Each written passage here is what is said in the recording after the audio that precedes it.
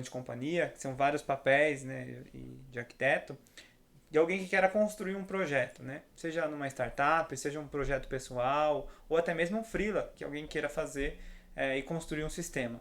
Então hoje, se a gente fosse pensar, né, na construção de um sistema, por exemplo, de até pegar algumas perguntas que eu recebo no Insta, um sistema de barbearia, né, que foi algo que me perguntaram essa semana. Então, se eu fosse construir hoje, se você tivesse o desafio, né, o cliente chegasse em você, ô Becker, constrói para mim um sistema para minha barbearia.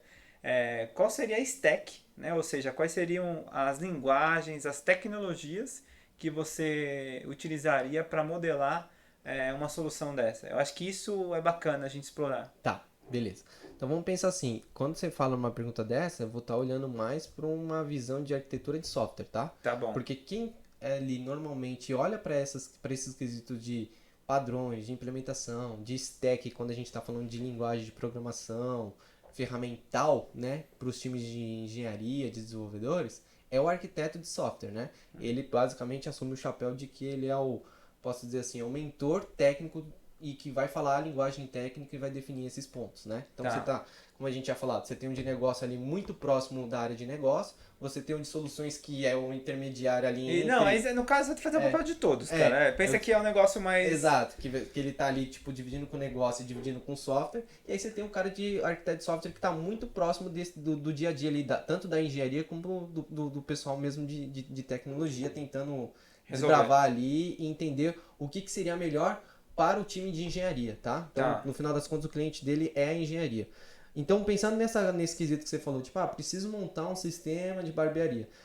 Primeira coisa, né? A gente vai ter que mapear tudo, todas as frentes, quais são as funcionalidades desse sistema, o que ele vai ter, o que ele não vai ter.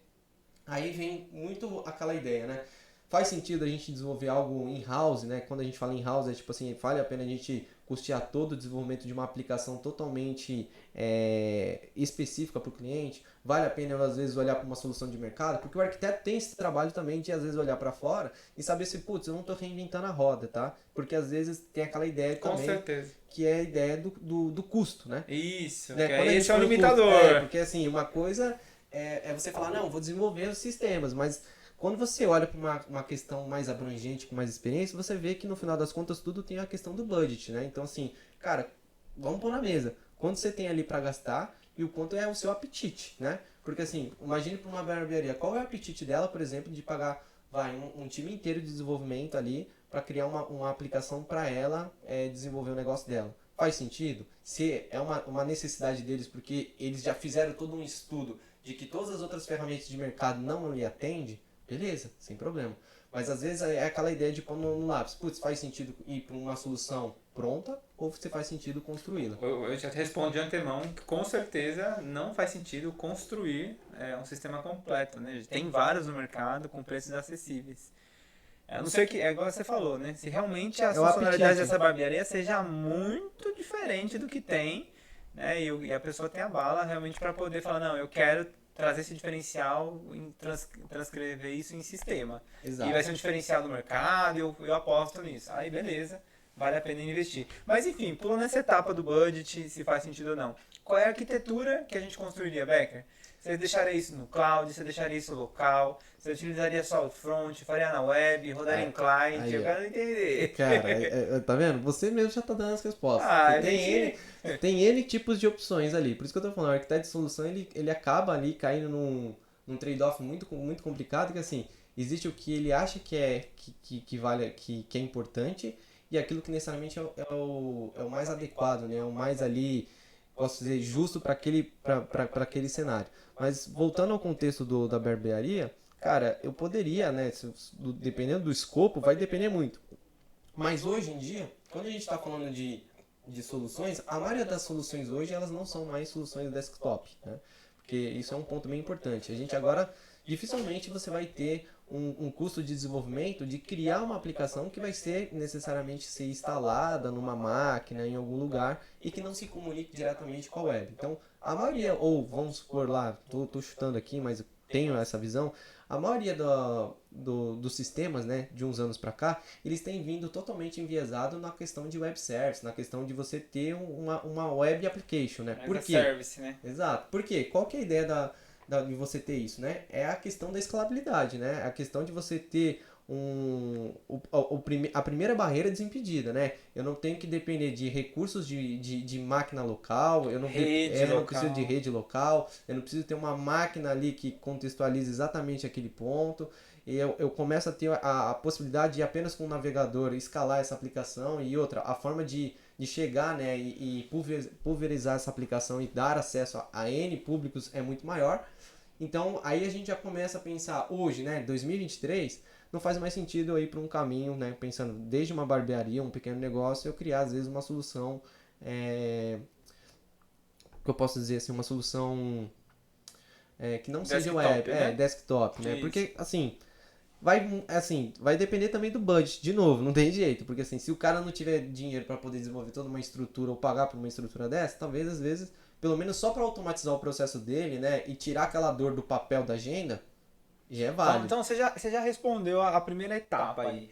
Você faria com certeza no sistema web, né? Não seria um desktop, então você já elimina uma boa parte de linguagens aí que já não serviria, né? Você já teria que utilizar linguagens voltadas para a web. Exatamente.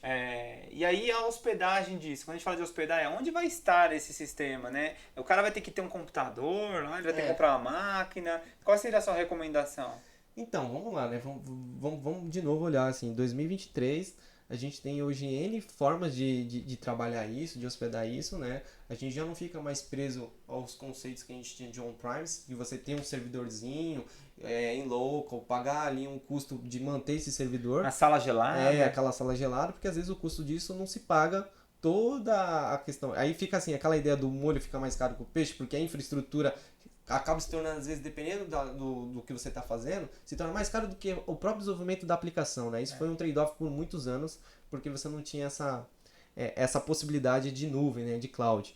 Então, vamos pensar assim, lá depois de 2010 para frente, você começa a ter essas transformações de você acelera muito o desenvolvimento web, você começa a trabalhar já numa concepção de web 3.0, o browser ele deixa de ser só apenas um cara que renderiza texto, que nem eu expliquei para você lá no começo da minha história. E passa a ter dinamismo. Ele passa a ter dinamismo, ele passa a ter recurso, ele passa a ser praticamente um grande aliado ali para entregar todo um ferramental, né, uma solução completa na web. Aí beleza, a gente já desbloqueou outro ponto. Então, hoje, eu optaria, Rodrigo, no primeiro conceito, eu optaria para entender qual é o apetite do cliente, mas eu já tentaria direcioná-lo ele para ir para uma solução cloud native. Esse é um termo que a gente utiliza quando uma aplicação ela já nasce desde o D0 em cima de um cloud, tá? Ou seja, já é concebida a arquitetura Isso, dela exatamente. em cima do cloud. Exato, porque você já sabe que vai ser uma aplicação web e essa aplicação web vai ficar hospedada em algum lugar. Eu já estou desconsiderando que o cliente vai ter um custo de infraestrutura local para poder manter essa aplicação. E aí a gente começa a pensar em soluções que a gente envolve o conceito de SaaS, né? Ou de IaaS, ou de PaaS, né? Que todos eles são sopinhas de letra, que é o IaaS, é o Infrastructure as a Service, você tem o PaaS, que é o Platform as a Service, e você tem o SaaS, que é o Software as a Service. Todos eles são formas e modelos de trabalhar ali com algumas soluções que vão te viabilizar alguma coisa. Quando a gente está falando ali na questão de infraestrutura, você tem o IaaS, que é o Infrastructure as a Service, que é, por exemplo, vamos pegar ali, por exemplo, um cloud conhecido, vamos pegar o GCP, que é relacionado ao Google, você vai pegar a Amazon, que é relacionado ali à AWS, né, o AWS Web Service, que é relacionado à Amazon, enfim. Você pega a Azure, que é totalmente relacionado à Microsoft. Mas não existe só elas, né? A gente está falando de três grandes empresas, mas a gente tem outras que... Nacionais, inclusive, né? Você tem algumas outras, como por exemplo, DigitalOcean também, que faz ali um serviço desse. Você tem o Heroku, que era muito conhecido também, hoje ele está sendo ali... Agora é pago, ele é pago porque a Salesforce foi lá e abraçou ele, mas muita coisa eu já fiz ali, desenvolvi, publiquei, deixei rodando em cima do Heroku que funcionava muito bem. E assim, muita coisa free, tá gente? Isso eu acho que é um ponto bem interessante. Então, o mais legal, cara, é que hoje você consegue construir uma aplicação, mesmo que enxuta, pequena, já idealizando o conceito de Cloud Native, né? Para você já desabstrair toda essa complexidade de ter uma infraestrutura, um servidor, algo para ser gerenciado, e você entrega isso na mão de um terceiro, ou seja, de um serviço. E aí, cara, E a você única tem... coisa é que ele tem que pagar só a continha ali, né, Exato, porque é um cloud. serviço, né? É um Vamos pensar que é um serviço que eu tô pagando para poder deixar ali hospedado e as Mas ferramentais, você né? não vai ter manutenção com máquina, você não vai ficar se preocupando, né, com espaço físico. Eu acho que Exatamente. aí a outra coisa é o risco, né, de você perder isso, ou O pegar backup fogo, dessas qualquer coisa. informações, né? Então tem uma série de coisas. E uma vez que agora a gente está vivendo a era, né, dos dados, a transformação digital, tem que ter esse cuidado, né, em realmente armazenar e cuidar dos seus dados. Então ir para uma solução em cloud é essencial para quem tem, né, esse